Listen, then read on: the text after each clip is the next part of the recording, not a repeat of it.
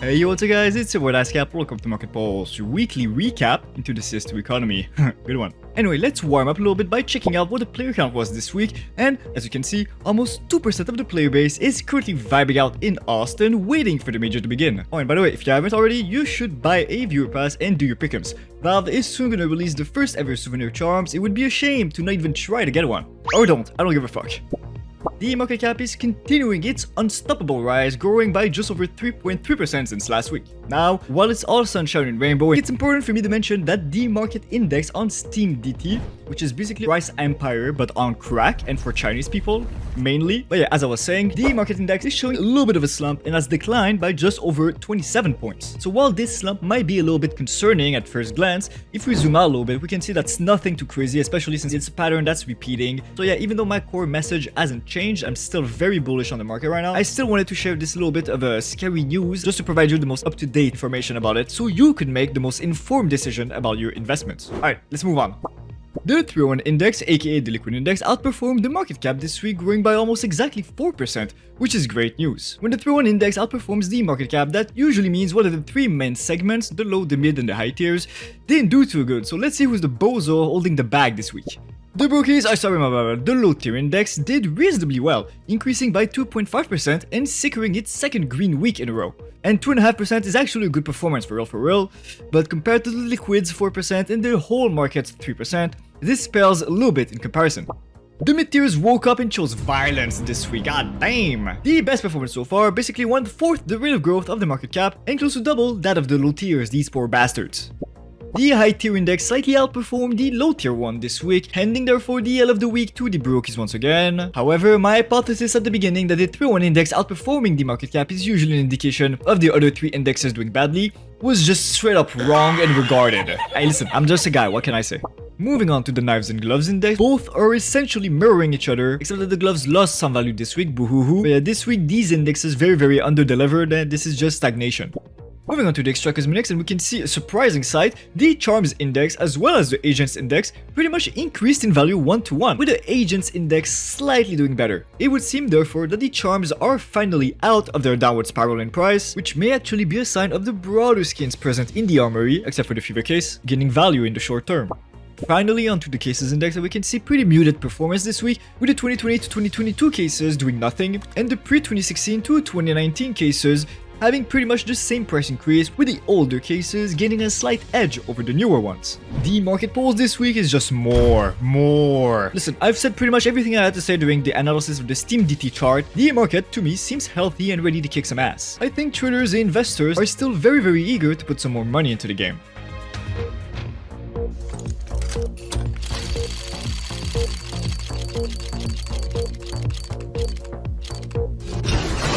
Welcome to Case Crackdown, where we break down the happenings in the case market over the past weekend. This week, almost 9.4 million cases were opened, a jaw-dropping increase of over 1 million cases since last week, goddamn, of which just over 50% were active cases, 34% were purchasable, 14% were rare, and only 0.3% were discontinued. The number one purchasable case was the fever case, once again a regular guest, with 2.25 million cases open, goddamn, which is actually a decrease of almost 4% its weekly average, and almost 8% from 7 days ago.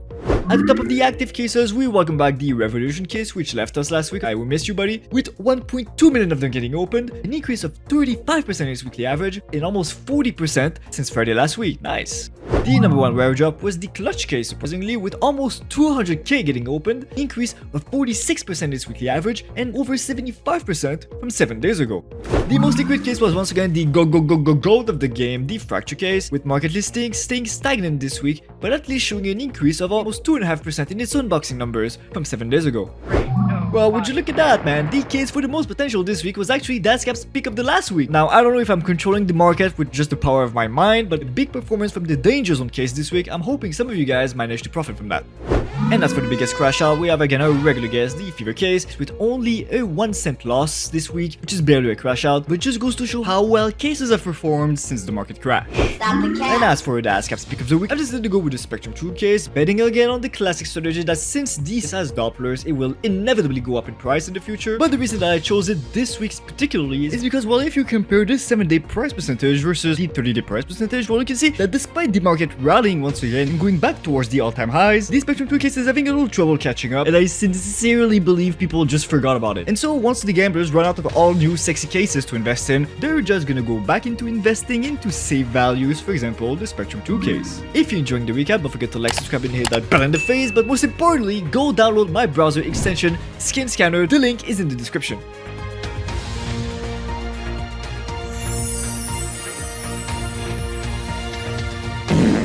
Welcome to Winners and Losers, starting off as usual with the cases winners.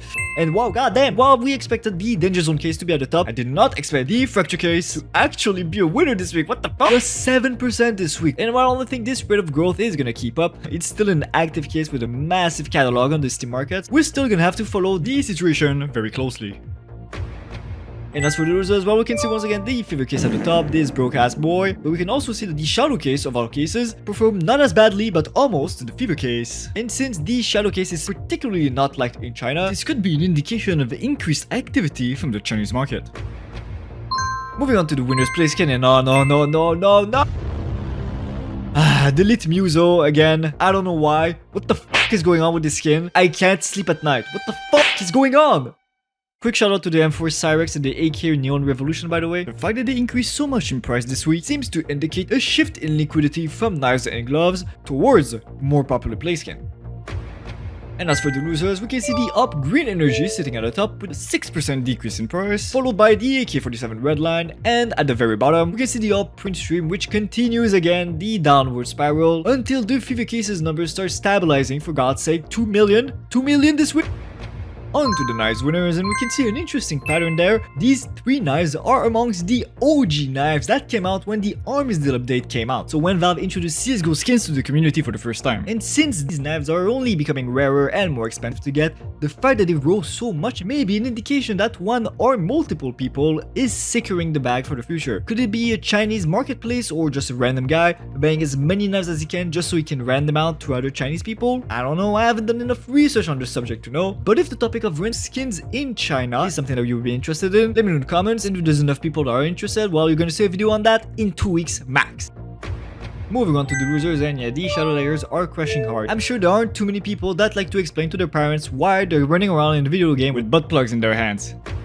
Finally ending this segment on a strong note with the gloves winners, we can see the Sport Gloves Omega gaining 14% this week, followed close by the Specialist Gloves Crimson Web, not to confuse with the Crimson Kimono, which are worth what, like almost $5,000 in field test set. And at the very bottom we find the Broken Fang Jade. An interesting fact about this too is that none of these gloves are from the glove or Hydra cases, meaning that they've seen an increase in price so dramatic despite being dropped in still active cases like the Revolution case or the Recall case.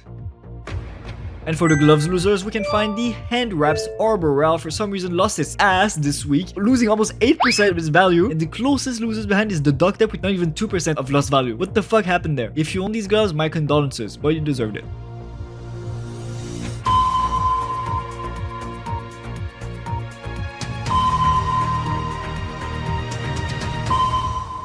Welcome to ROI Radar, where we're looking for an imprinter hidden in the armory or the in-game store, starting off with the pinups capsule, which has an odds profit of 21%, an unboxing ROI of 84%, and an expected value of 84 cents, so a 16 cents loss. The best item is the Kimberly Hollow at $4.07. The second best capsule in the in-game store is the Feral Predators capsule, with an odds profit of 19%, an unboxing ROI of 86%, and an expected value of 86 cents, or a 14 cents loss. The best item is the Toxic Foil at $4.78. And finally, the best capsule in the in-game store is the Perfect World Sticker Capsule 1, with an odds profit of 34%, an unboxing ROI of 86%, same as last one, and an expected value of 86 cents, or 14 cents loss. The best item is the Fancy Koi Foil at $6.89. Moving on to the armory, the third best collection is the Sport and Field collection, with an odds profit of 5%, an unboxing ROI of 93%, and an expected value of $1.48, so a 12 cents loss. The best item is the M41S Fade at $612. Next up is the Missing Unboxing Link Charms with an odds profit of 15%, an unboxing ROI of 97%, and an expected value of $1.16, or 4 cents loss. The best item is the Hot Howl at $54.63.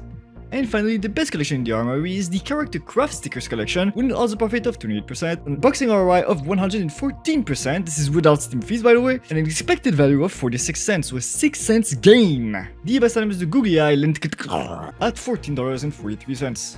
Thank you for watching, and I'll speak to you guys very soon. Peace.